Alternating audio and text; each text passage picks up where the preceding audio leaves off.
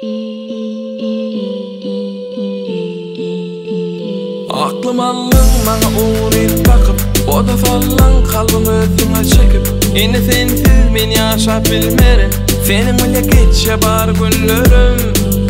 Ey kara gözlüm gel bana gel gel, yüreğim senki al onu al al. Devran bizimki gel bile sür sür, sensiz onu bilme. Seyna diyeyim şanım söyüp bilemem. Yok canım sensiz yaşap olamam. Seyna diyeyim şanım söyüp bilemem.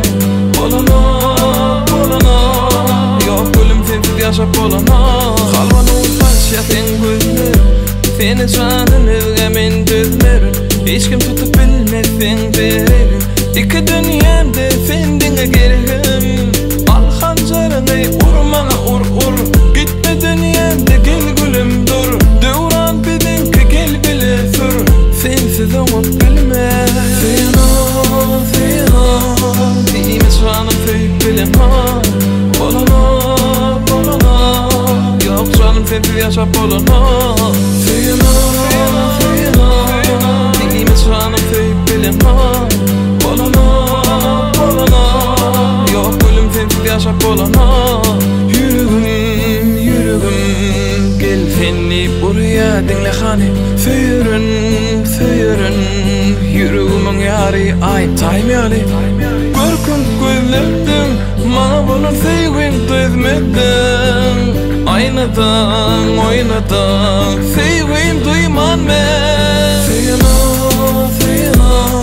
diyeyim şanım söyüp bilemem. Yok canım sensiz yaşap olamam. Seyna